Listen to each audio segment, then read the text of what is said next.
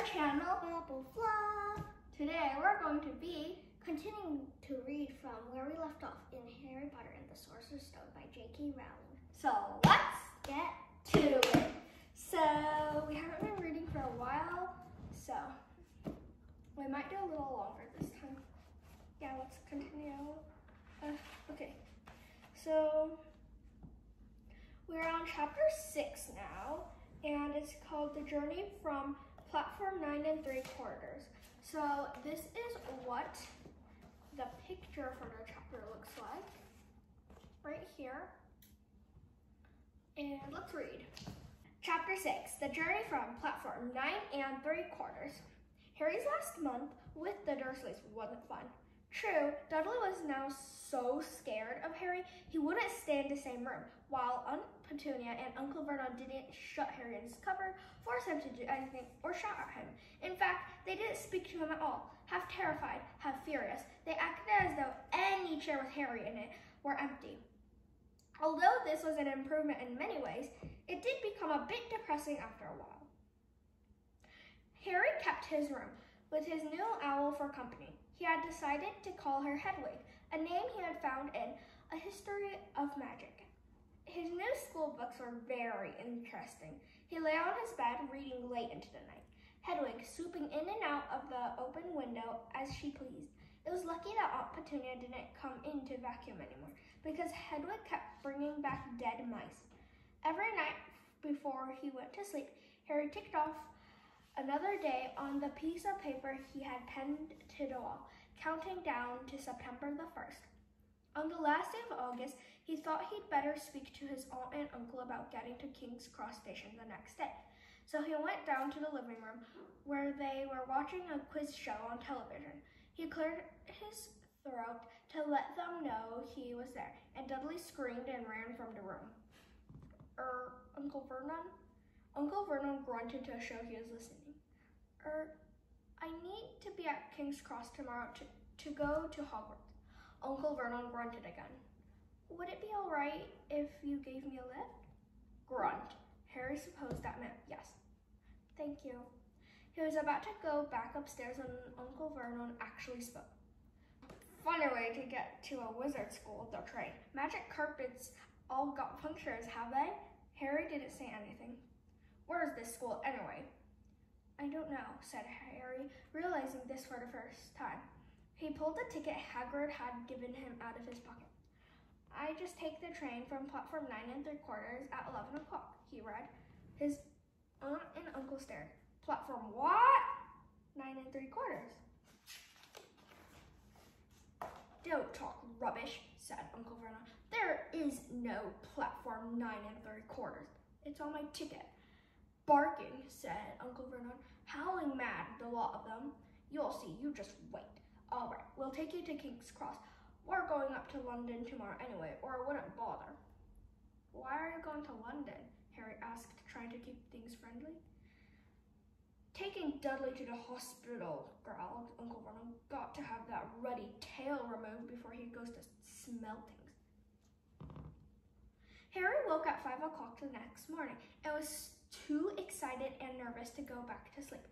He got up and pulled on his jeans because he didn't want to walk into the station in his wizard robes. He changed on the train. He checked his Hogwarts list yet again to make sure he had everything he needed. Saw that Hedwig was shut safely in her cage, and then paced the room waiting for the Dursleys to get up. 2 hours later, Harry's huge heavy trunk had been loaded into the Dursleys' car.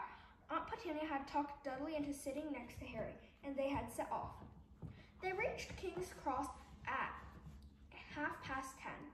Uncle Vernon dumped Harry's trunk onto a cart and wheeled it into the station for him. Harry thought this was strangely kind until Uncle Vernon stopped dead, facing the platforms with a nasty grin on his face. Well, there you are, boy. Platform 9, platform 10. Your platform should be somewhere in the middle, but they don't seem to have built it yet, do they? He was quite right, of course. There was a big plastic number 9 over one platform and a big plastic number 10 over the one next to it. And in the middle, nothing at all. Have a good term, said Uncle Vernon with an even nastier smile. He left without another word. Harry turned and saw the Dursleys drive away. All three of them were laughing. Harry's mouth went rather dry. What on earth was he going to do? He was starting to attract a lot of funny looks because of Hedwig. He'd have to ask someone. He stopped a passing guard, but didn't dare mention platform 9 3/4. The guard had never heard of Hogwarts, and when Harry couldn't even tell him what part of the country it was in, he started to get annoyed, as though Harry was being stupid on purpose. Getting desperate, Harry asked for the train that left at 11 o'clock, but the guard said there wasn't one. In the end, the guard strode away, muttering about time wasters. Harry was now trying hard not to panic. According to the large clock over the arrivals board, he had 10 minutes left to get on the train to Hogwarts, and he had no idea how to do it. He was stranded in the middle of a station, with a trunk he could hardly lift, a pocket full of wizard money, and a large owl. Hagrid must have forgotten to tell him something you had to do, like tapping the third brick on the left to get into Diagon Alley. He wondered if he should get out his wand and start tapping the ticket inspector's stand between platforms 9 and 10. At that moment, a group of people passed just behind him, and he caught a few words of what they were saying. Packed with muggles, of course.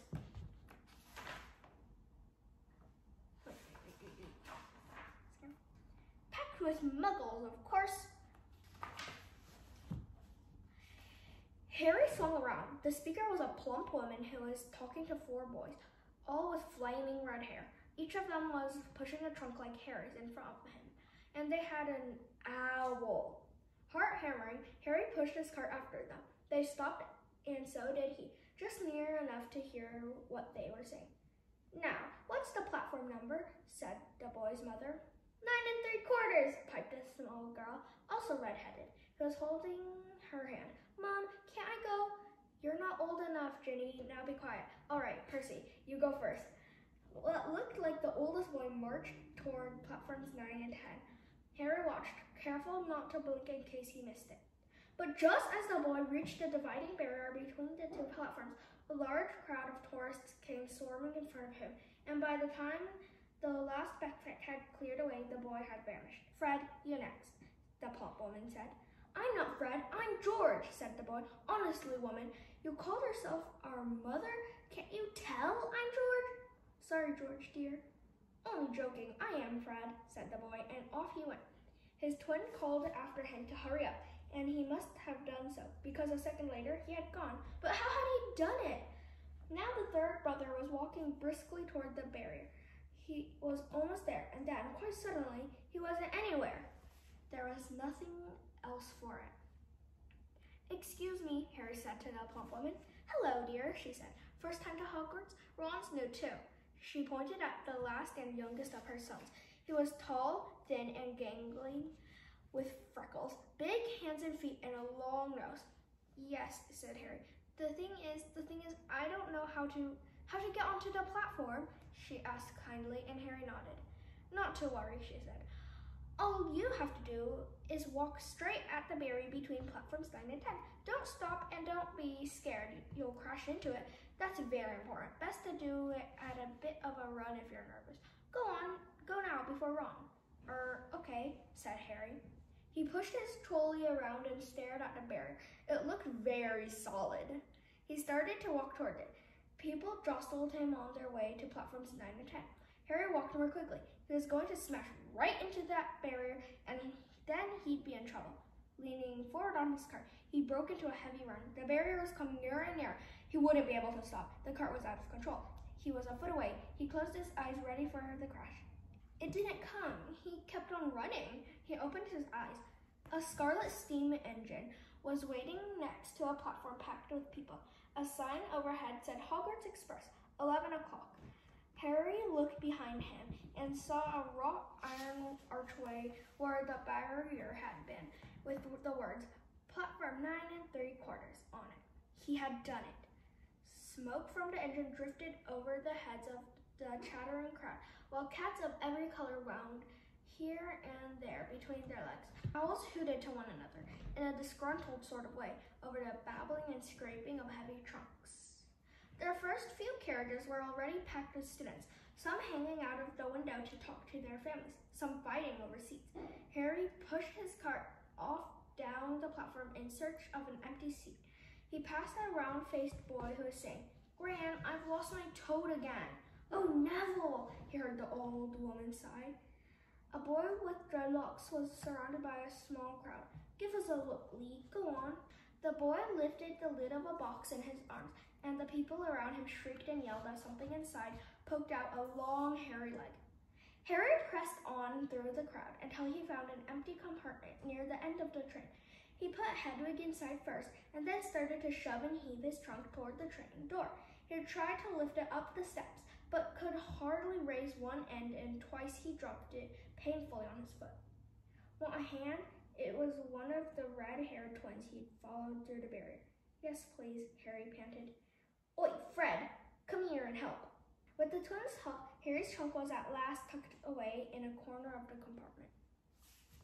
"Thanks," said Harry, pushing his sweaty hair out of his eyes. "What's that?" said one of the twins, suddenly pointing at Harry's lightning scar. "Blimey," said the other twin. "Are you?" "He is," said the first twin. "Aren't you?"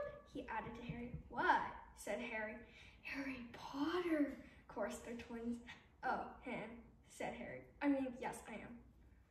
The two boys gawked at him, and Harry felt himself turning red. Then, to his relief, a voice came floating in through the train's open door. "Fred? George, are you there?" "Coming, Mom." With a last look at Harry, the twins hopped off the train.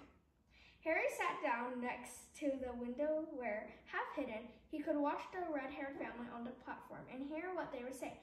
Their mother had just taken out her handkerchief. "Ron, you've got something on your nose."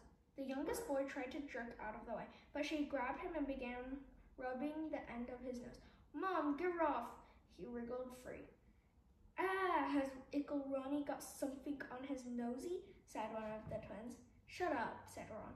"Where's Percy?" said their mother. "He's coming now." The oldest boy came striding into sight. He had already changed into his billowing black Hogwarts robe, and Harry noticed a shiny red and gold badge on his chest with the letter P on it. "Can't stay long, Mother," he said. "I'm up front. The prefects have got 2 compartments to themselves." "Oh, are you a prefect, Percy?" said one of the twins with an air of great surprise. "You should have said something. We had no idea." "Hang on, I think I remember him saying something about it," said the other twin. "Once or twice, a minute, all summer." "Oh, shut up," said Percy the prefect. "How come Percy gets new robes anyway?" said one of the twins. "Because he's a prefect," said their mother fondly. "All right, dear. Well, have a good term. Send me an owl when you get there." She kissed Percy on the cheek and he left. Then she turned to the twins. "Now, you two, this year, you behave yourself. If I get one more owl telling me you've blown up a toilet or..." "Blown up a toilet? We've never blown up a toilet." "Great idea, though. Thanks, Mom." "It's not funny. And look after Ron. Don't worry, Ickle Ronnykins is safe with us." "Shut up," said Ron again. He was almost as tall as the twins already, and his nose was still pink where his mother had rubbed it. "Hey, Mom, guess what? Guess who we just met on the train?" Harry leaned back quickly so they couldn't see him looking. "You know that black-haired boy who was nearest in the station? Know who he is?" "Who?" "Harry Potter!" Harry heard the little girl's voice. "Oh, Mom, can I go on the train and see him? Mom, oh, please." "You've already seen him, Ginny, and the poor boy isn't something you goggle at in the zoo. Is he really, Fred? How do you know?" "Asked him. Saw his scar. It's really there, like lightning." "Poor dear. No wonder he was alone," I wondered. "He was ever so polite when he asked how to get onto the platform." "Never mind that. Do you think he remembers what you-know-who looks like?" Their mother suddenly became very stern. "I forbid you to ask him, Fred. No, don't you dare." as though he needs reminding of that on his first day at school. All right, keep your hair on. A whistle sounded. Hurry up, their mother said, and the three boys clambered onto the train. They leaned out of their windows for her to kiss them goodbye, and their younger sister began to cry. Don't, Ginny. We'll send you loads of owls. We'll send you a Hogwarts toilet seat. George! Only joking, Mum. The train began to move. Harry saw the boy's mother waving and their sister, half laughing, half crying, running to keep up with the train until it gathered too much speed. Then she fell back and waved. Harry watched the girl and her mother disappear as the train rounded the corner. Houses flashed past the window. Harry felt a great leap of excitement.